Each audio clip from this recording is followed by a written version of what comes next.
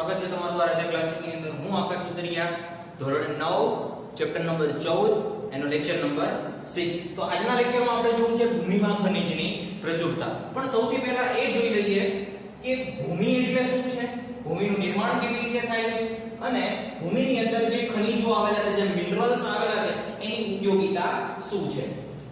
તો ભૂમિ વિશે આપણે વાત કરીએ તો પૃથ્વીના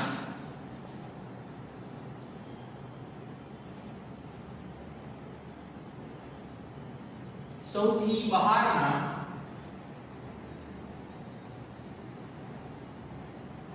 ભાગને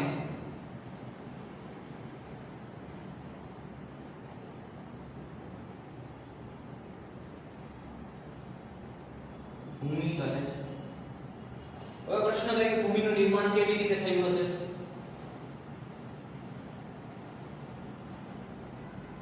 ભૂમિનું નિર્માણ હજારો નહીં પણ આમ તો લાખો વર્ષો થી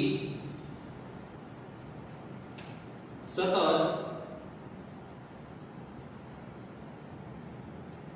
ચાલી આવતી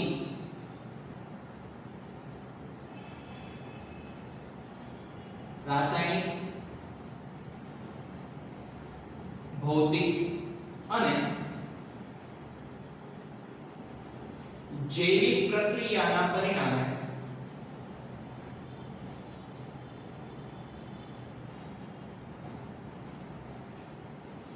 ભૂમિનું નિર્માણ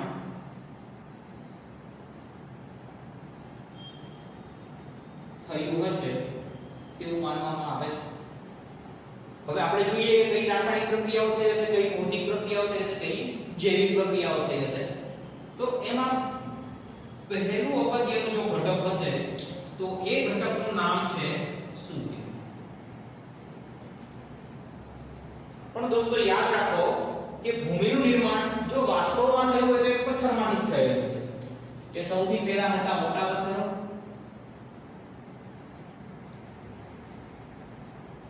મોટા પથ્થરોમાંથી રૂપાંતર થયું નાના પથ્થરોમાં, ફરી વખત નાના પથ્થરોનું વિઘટન થાય છે, નાના પથ્થરો તૂટે છે અને નાના કણ બનાવે છે અને આ નાના કણો ભેગા મળીને ભૂમિનું નિર્માણ કરે છે. તો આ એક સ્ટેપ છે. સૌથી પહેલા મોટા પથ્થરો હતા, મોટા પથ્થરોમાંથી નાના પથ્થરો, નાના પથ્થરોમાંથી વળી પાછા નાના કણો, નાના કણો જ્યારે ભેગા થાય છે એટલે આપણી ભૂમિનું નિર્માણ થાય છે. તો એમાં પહેલી વાત કરીએ સૂર્ય. તો સૂર્ય આપણને શું આપે છે? પ્રકાશ આપે છે, ગરમી આપે છે, બરાબર.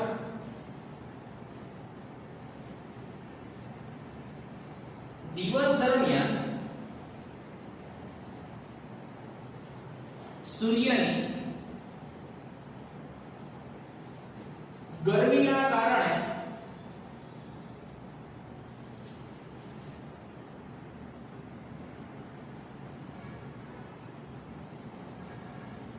પથ્થરો ગરમ થાય છે. અથવા આપણે એવું પણ કહી શકીએ કે પથ્થરનો જે ભાગ સૂર્યની સામે હશે એ ભાગ શું થશે? ગરમ થશે. અને રાત્રિ દરમિયાન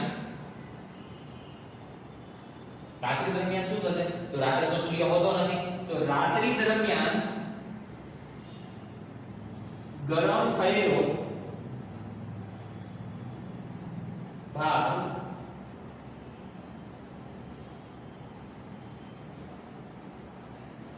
ઠંડો પડે છે. દિવસે ગરમ થશે, રાત્રે ઠંડુ પડશે, દિવસે ગરમ થશે, રાત્રે ઠંડુ પડશે. તો આ પ્રોસેસના કારણે શું થશે કે દિવસ દરમિયાન સૂર્યની ગરમીના કારણે પથ્થરો ગરમ થાય છે અને રાત્રિ દરમિયાન ગરમ થયેલો ભાગ ઠંડો પડે છે.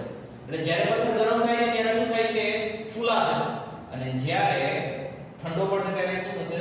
સંકોચન પામે છે. પરિણામે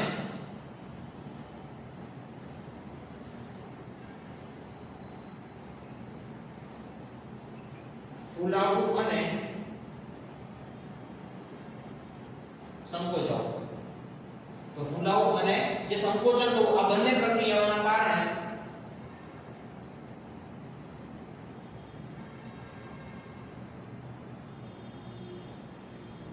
પથ્થરોમાં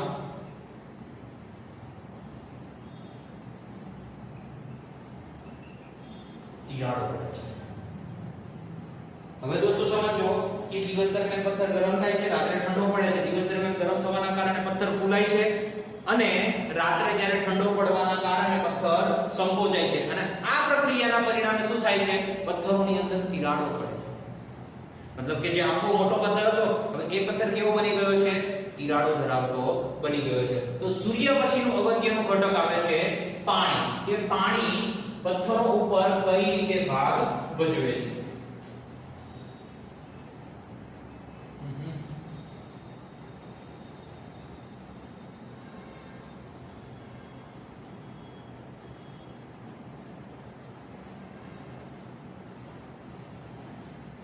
दोस्तों बात करेंगे पानी.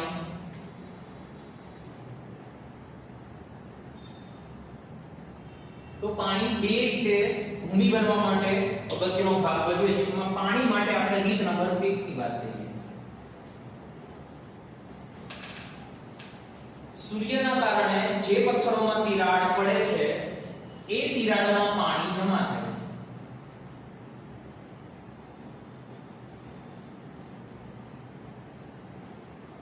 સૂર્યની ગરમીના કારણે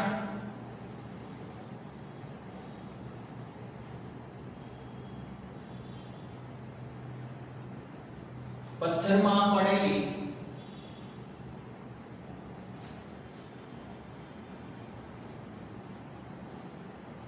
તિરાડોમાં પાણી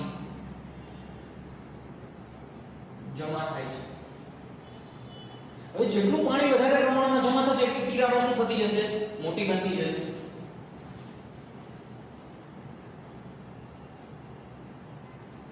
જેટલું પાણી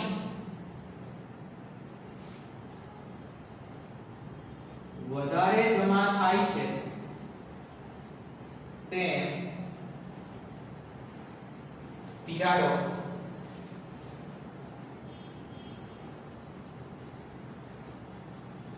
મોટી બનતી જાય છે.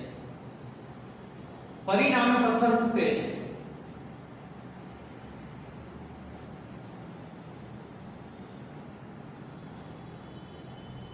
મોટો પથ્થર હશે, પથ્થર તૂટી અને શેમાં રૂપાંતર પામશે? નાના પથ્થરોમાં રૂપાંતર પામે છે.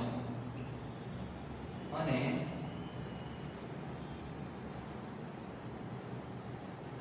નાના પથ્થરોમાં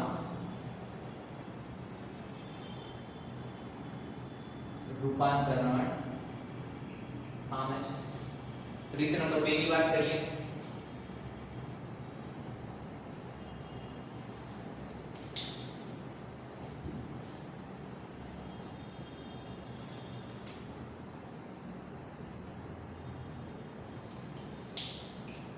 હવે જે જગ્યાએ પથ્થરો હશે ત્યાંથી જો પાણીનો પ્રવાહ વહે છે તો પથ્થરની જે ઉપરની સપાટી છે સતત શું થશે? ઘસાતી રહેશે. પથ્થરની ઉપરની સપાટી ઘસાશે મતલબ કે પથ્થરની જે ઉપરની સરફેસમાં જે નાના નાના કણો રહેલા છે એ કણો શું થશે? છૂટા પડશે. તો આપણે વાત કરી શકીએ સતત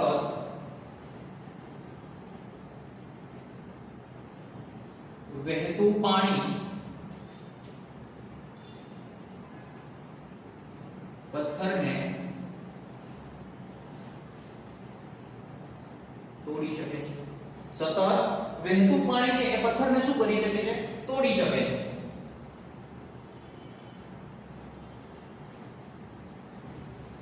તૂટેલા પથ્થર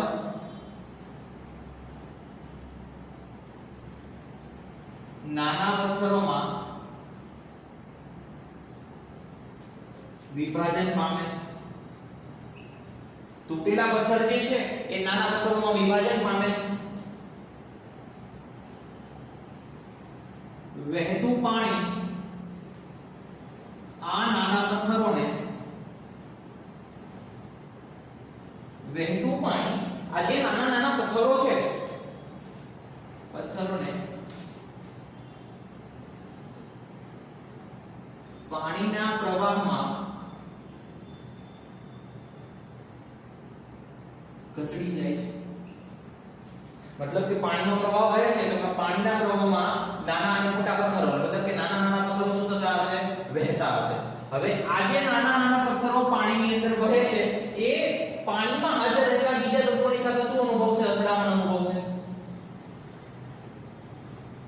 આ પ્રવાહમાં વહેતા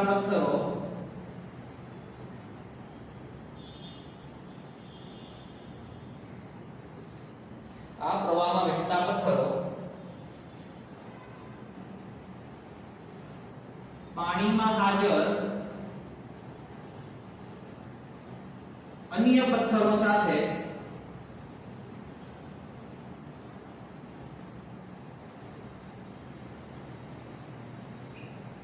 અથડાય છે. હવે પથ્થર સાથે પથ્થર અથડાવાથી પથ્થર કેવો બનશે? નબળો બનશે અને છેવટે એ પથ્થર પણ શું થશે? તૂટી જશે.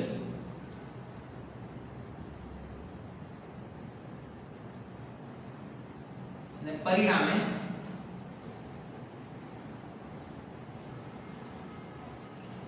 પથ્થર તૂટે છે. પથ્થર તૂટે છે તો નાના પથ્થરમાંથી નાના કણોમાં રૂપાંતર થશે. નાના કણ શેનું રૂપાંતર કરશે? ભૂમિનું રૂપાંતર કરશે અને પરિણામે પથ્થર તૂટે છે. નાના કણોમાં રૂપાંતરણ થશે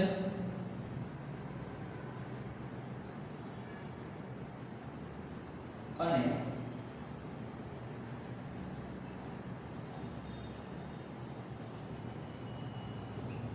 ભૂમિનું નિર્માણ થાય છે. તો વાસ્તવમાં તમે જો તો શોર્ટ સીધી જ પ્રક્રિયા છે. મોટા પથ્થરોમાંથી નાના પથ્થરો, નાના પથ્થરોમાંથી કણ અને એ કણમાંથી ભૂમિનું નિર્માણ થવું. તો કોઈ જગ્યાએ ભૂમિનું નિર્માણ થાય છે તો એ ભૂમિનું નિર્માણ કેવા પથ્થરોમાંથી નાના નાના કણો છૂટા પડ્યા છે એના ઉપર આધાર રાખશે. તો ખૂબ જ અગત્યનો મુદ્દો.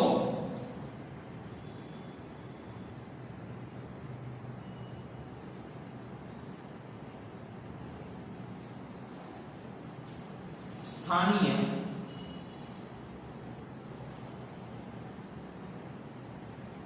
ભૂમિ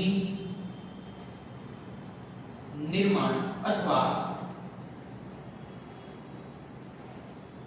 ભૂમિની ગુણવત્તા કેવા પ્રકારના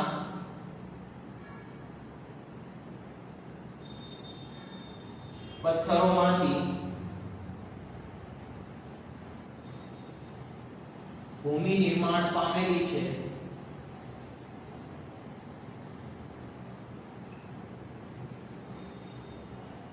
તેના પર આધાર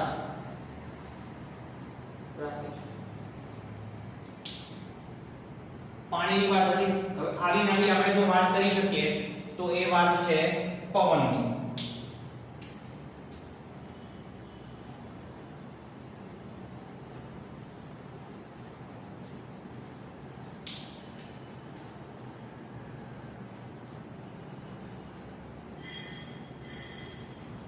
પવન ભૂમિના નિર્માણ માટે પણ અગત્યનો ઘટક છે. આ ઉપરાંત ભૂમિનું સ્થાનાંતર પણ કોના કારણે થાય છે? પવનના કારણે. જોઈ લઈએ બંને વાતો.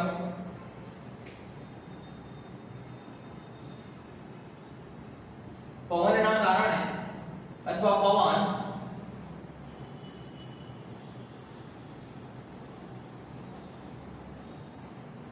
પાણીની જેમ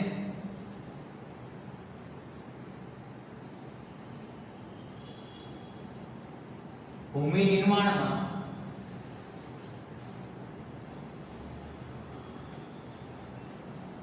અગત્યની ભૂમિકા ભજવે છે. આ ઉપરાંત આપણે બીજા મુદ્દાની વાત કરીએ તો પવનના કારણે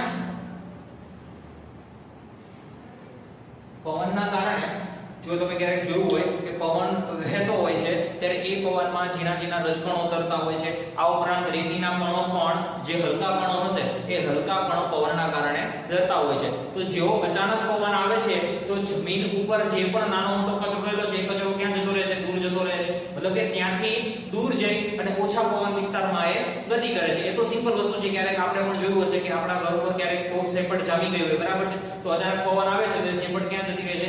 નીકળી પણ જાય છે. અને અચાનક એવું પણ થાય છે કે વધારે પવનના કારણે જે સેપડ આપણે કહીએ છીએ, મતલબ કે જે નાના નાના રજકણો છે એ વધારે પડતા જામી જતા હોય છે. તો એ આવે છે ક્યાંથી? તો અલ્ટિમેટલી આવે છે તો એ જમીન ઉપરથી.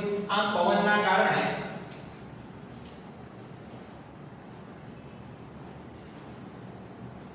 ભૂમિના કણોનું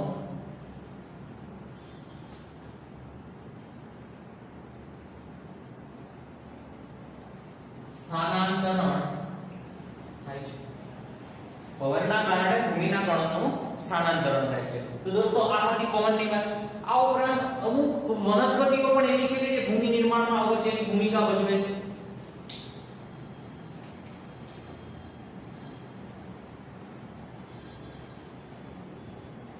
આપણે વનસ્પતિ કહી શકીએ અથવા સહજીવી કહી શકીએ.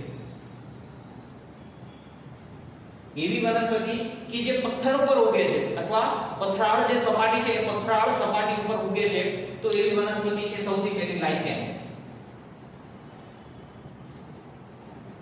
આગળ આપણે લાઇકેન વિશે વાત કરી હતી. લાઇકેન ક્યાં આપણને જોવા મળે છે? તો લાઇકેન આપણને પથ્થરની સપાટી ઉપર જોવા મળશે.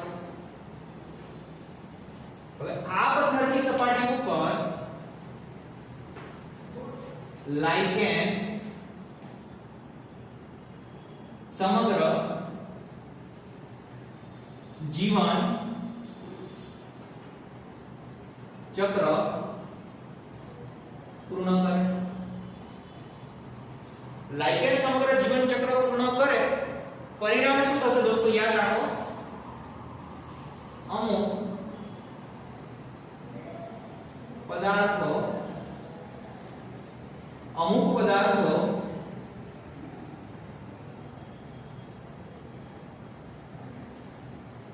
પથ્થરની સપાટી પર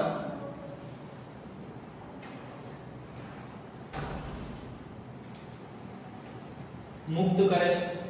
અમુક પદાર્થો પથ્થરની સપાટી પર શું કરે છે? મુક્ત કરે છે.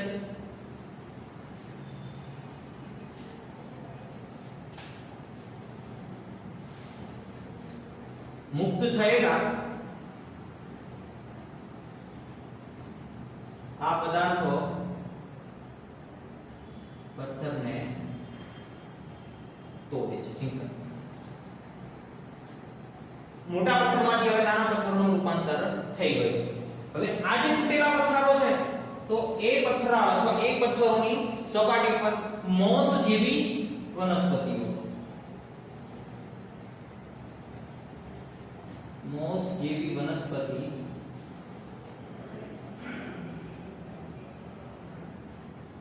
નિર્માણ પામે છે. જો લાઇકેને શું કર્યું? લાઇકેને મોટો પથ્થર હતો એને નાના પથ્થરમાં વિભાજન કર્યું. હવે એ જે નાના નાના પથ્થરોમાં વિભાજન થયું એના ઉપર કોણ આવે છે? મોસ જેવી વનસ્પતિઓ. આ જે વનસ્પતિઓ છે ને એ પોતાના મૂળ રેકોની અંદર જવા દેશે, પથ્થરની અંદર જવા દેશે. તો તમે ઘણી વખત જોયું હોય કે જો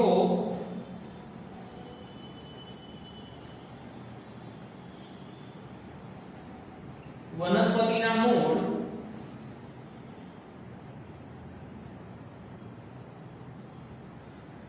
પથ્થરમાં દાખલ થાય તો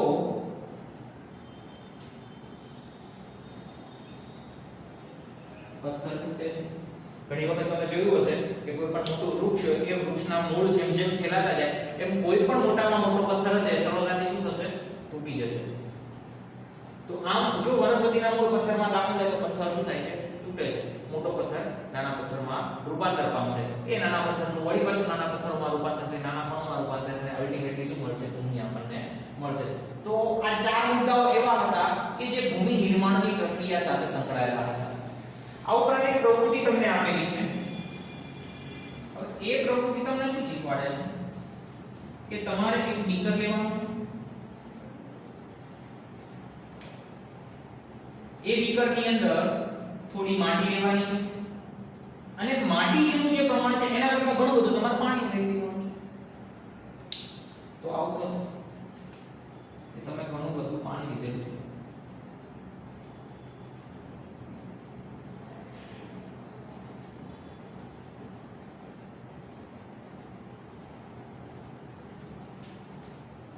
આ પાણીની અંદર તમે શું ઉમેરો છો?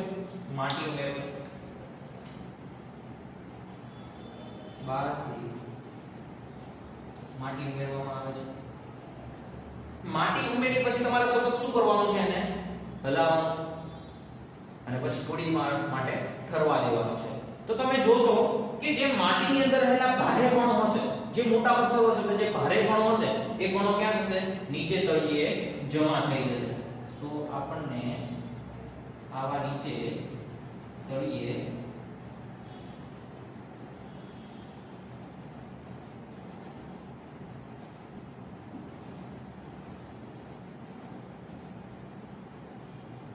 જમા થઈ ગયેલા કણો જોવા મળશે. આ ઉપરાંત માટીની અંદર જે એકદમ સૂક્ષ્મ કણો હશે એ કણોને નીચે બેસતા શું થશે? વાર લાગશે.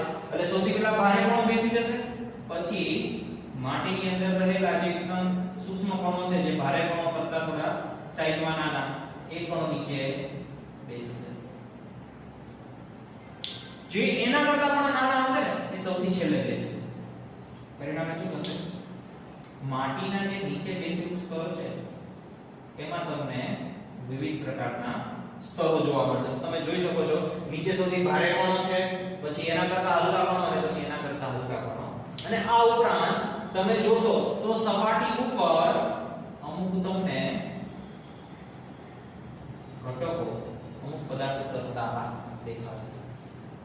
તો તમે એવું તો કહી શકો કે જે આપણી માટી છે, માટી મતલબ આપણી જે ભૂમિ છે એ મિશ્રણ છે.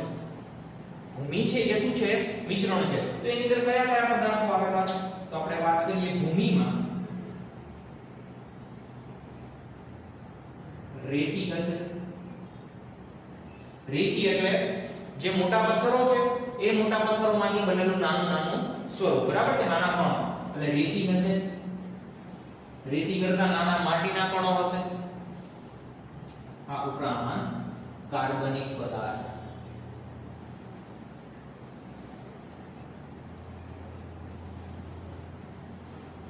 તો દોસ્તો હવે જે આપણે વાત કરવી છે એ વાત કરવી છે કે ભૂમિમાં આ કાર્બનિક પદાર્થો ક્યાંથી આવે છે. આ ઉપરાંત જે રહી ગયો સૂક્ષ્મ સજીવો.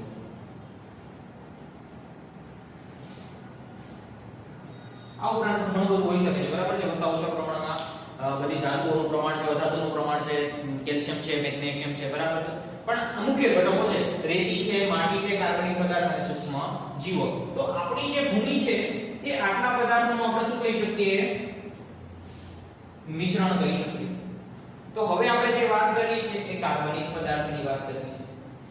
એ કાર્બનિક પદાર્થો એટલે કયા પદાર્થો? કે જે પાણીની સપાટી પર તમને સતત તરતા દેખાય છે. તો વાત કરીએ આપણે કાર્બનિક પદાર્થોની.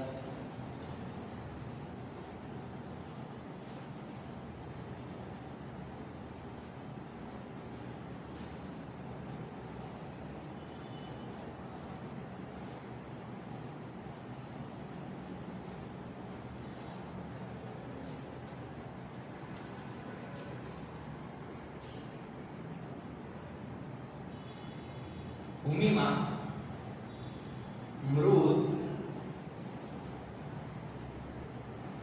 સડી ગયેલ અથવા આપણે ગળી ગયેલ કહી શકીએ, ગળી ગયેલા પદાર્થો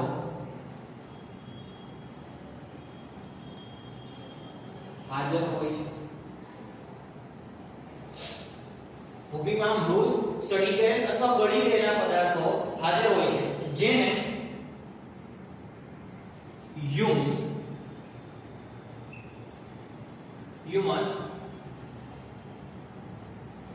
કહે છે.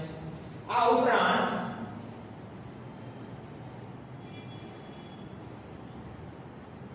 ભૂમિમાં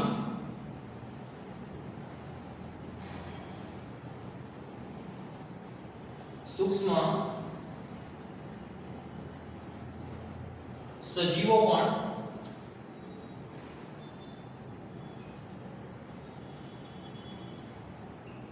હાજર હોય છે. હવે આ સૂક્ષ્મ સજીવો છે, આ મૃત અથવા સડી ગયેલા જે પણ સજીવો છે, બરાબર છે, એ પદાર્થો છે, આ બધા ભેગા થઈને શું બનાવે છે? કાર્બનિક પદાર્થ બનાવે છે. સૂક્ષ્મ સજીવો પણ હાજર હોય છે. આપણે વાત કરી શકીએ જે હ્યુમસ છે ઇઝ ઇક્વલ ટુ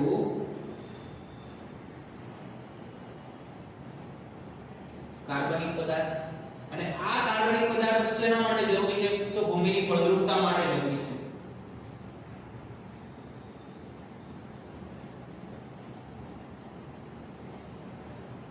ફળદ્રુપતા માટે આવશ્યક છે.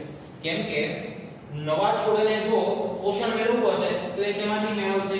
એ કાર્બનિક પદાર્થમાંથી મેળવશે. તો આ ભૂમિના ફળદ્રુપતા માટે ખૂબ જ અગત્યના અને જવાબદાર ઘટકો છે. કોણ? હ્યુમસ. તો આ હતી કાર્બનિક પદાર્થની વાત. હવે આપણે વાત એ કરવી છે દોસ્તો કે ભૂમિનું પ્રદૂષણ થવાથી જમીનનું જે બંધારણ છે તેના ઉપર કેવી કેવી અસરો થાય છે. તો આ હતું કાર્બનિક પદાર્થોની વાત. અને જેટલા વધારે પ્રમાણમાં કાર્બનિક પદાર્થો હશે તો સૂક્ષ્મજીવો અને કાર્બનિક પદાર્થોની હાજરી એ ઉપરી ભૂમિનું સ્તર છે એ નક્કી કરે છે. આ ઉપરાંત ભૂમિની ફળદ્રુપતા પણ એ નક્કી કરે છે. દોસ્તો હવે હું જે વાત કરું છું એ તમને વાત કરું છું કે જળ પ્રદૂષણ, ભૂમિનું જે પ્રદૂષણ છે શેના કારણે થાય છે? તો જેવી રીતે જળ પ્રદૂષણ થાય છે કોના કારણે થતું હતું? આગળ આપણે આગળના લેક્ચરમાં વાત કરી હતી કે જંતુનાશકોના કારણે. હવે તમે ખેતરની અંદર જંતુનાશકો છે, કીટનાશકોનો છંટકાવ કરો છો, પરિણામે જમીન જે છે એના ઉપર કીટનાશકો અને જંતુનાશકો આવશે અને જમીનને શું કરશે? પ્રદૂષિત કરશે. જમીન જો પ્રદૂષિત થશે તો જમીનની અંદર હાજર રહેલા કાર્બનિક પદાર્થો છે અથવા જે પણ સજીવો હાજર છે એ બધા શું પામશે? નાશ પામશે. તમને દોસ્તો યાદ હોય તો અળસિયા શું કામ કરે છે? તો અળસિયા જમીનને પોચી બનાવે છે. તો જો તમે જંતુનાશકનો છંટકાવ કરશો તો જમીનની અંદર અળસિયા રહી શકવાના નથી. અળસિયા નહીં રહી શકે એટલે તમારી જમીન કેવી બની જશે? પોચી બનવાના બદલામાં એ કઠણ બની જશે. ફળદ્રુપ જમીન બિનફળદ્રુપ બની જશે. પરિણામે જમીન જે ઉપજાઉ જમીન હતી એને બિન ઉપજાઉ બનતા વાર નહીં લાગે. તો બિન ઉપજાઉ જમીન બનવાનું મુખ્ય રીઝન શું છે? કે તમે વધુ પડતો કરેલો જંતુનાશક દવાનો છંટકાવ, રાસાયણિક ખાતરો. તો આજે છે એ બધું જમીનની જે જીવસૃષ્ટિ છે, જમીનની અંદર રહેલા જે કાર્બનિક પદાર્થો છે, જમીનની ફળદ્રુપતા માટે જે જવાબદાર પદાર્થો છે એને નુકસાન પહોંચાડે છે. આના પછીની જો આપણે વાત કરીએ તો જમીનનું ધોવાણ. તો દાખલા તરીકે કોઈ જમીન એવી છે કે જ્યાં સતત પવન વહેતો હોય, અથવા પહાડની આપણે વાત કરીએ તો પહાડમાં તો કેવું હોય કે પહાડમાં તો ઢોળાવ હશે. ઢોળાવના કારણે જો પવન આવશે તો ઉપરનું જે સ્તર હશે એ સતત ક્યાં આવશે? નીચે આવશે. કેમ કે ઉપરના જે સ્તરને નીચે ખસકવા માટે તે સરસ ઢાળ પણ મળી રહે છે અને એ સ્તરને ઉખડવા માટે તેને પવન મળી રહે છે. એટલે પવનના કારણે ઉપરનું સ્તર ઉખડશે અને સતત ક્યાં આવશે? નીચે આવશે. પરિણામે જમીનનું શું થશે? ધોવાણ થશે. આ ઉપરાંત તમે ઉપજાઉ જમીનની વાત કરીએ તો ઉપજાઉ જમીન ઉપર પણ જો સતત પવન ફૂંકાતો રહે તો ઉપજાઉ જમીન ઉપર રહેલા જે નાના નાના કણો છે તો એ કણો એક જગ્યાએથી સ્થળાંતરિત થાય અને બીજી જગ્યાએ જશે. પણ જે જગ્યાએથી સ્થળાંતરિત થાય છે એ જગ્યાએ તો કેવું થશે કે ધીમે ધીમે મોટા મોટા પથ્થરો બહાર આવી જશે. પરિણામે ઉપજાઉ જમીન બિનઉપજાઉ બની જશે. તો ધોવાણની વાત કરી છે તો સરસ એક પ્રવૃત્તિ આપેલી છે કે તમારે 2 ટ્રે લેવાની છે.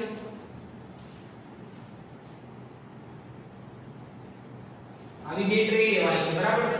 એક ટ્રેની અંદર તમારે વનસ્પતિ ઉગાડી દેવાની છે. એ ચાહે ડાંગર પણ હોઈ શકે છે, ચોખા પણ હોઈ શકે છે, કઈ.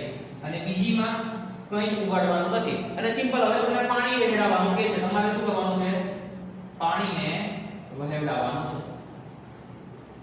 જેટલું પાણી તમે ટ્રે નંબર 1 માં આપો છો એટલું જ પાણી તમારે ટ્રે નંબર 2 માં આપવાનું છે.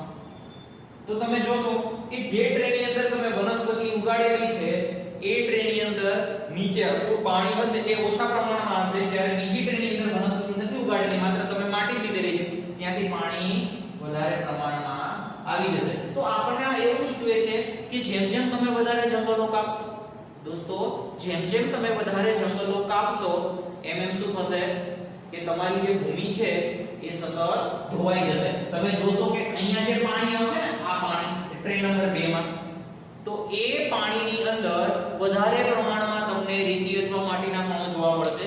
પણ જે ટ્રેની અંદર તમે વનસ્પતિ ઉગાડેલી હશે એ વનસ્પતિ માટીને જકડી રાખે છે, મતલબ કે જમીનનું ધોવાણ થતું અટકાવે છે. તો દોસ્તો યાદ રાખો, જો આપણે જમીનની ફળદ્રુપતા જાળવી રાખવી હોય તો આપણે જંગલનું કપાણ કેવું કરવાનું છે? ઓછું કરવાનું છે. જમીન ઉપર વધારે પ્રમાણમાં વૃક્ષો વાવવાના છે, કેમ કે વૃક્ષો એ જમીનનું ધોવાણ થતું અટકાવે છે. વૃક્ષો પવનની જે ગતિ છે એને કેવી પાડી દે છે? ધીમી પાડી દે છે. પરિણામે જમીનનું ધોવાણ થતું નથી. જો જમીનનું ધોવાણ થશે તો ઉપજાઉ જમીન તમારી બિનઉપજાઉ બની રહેશે. તો દોસ્તો આ હતી સમગ્ર ભૂમિ વિશેની વાત કે ભૂમિનું પ્રદૂષણ ભૂમિના ફળદ્રુપતા માટે કઈ રીતે અસર કરે છે, ઉપરાંત જમીન કેવી રીતે બને છે. તો દોસ્તો અહીંયા જ આપણે લેક્ચર નંબર 6 સમાપ્ત કરીએ છીએ. મળીશું આપણે નવા લેક્ચર નંબર 7 ની અંદર. Thank you.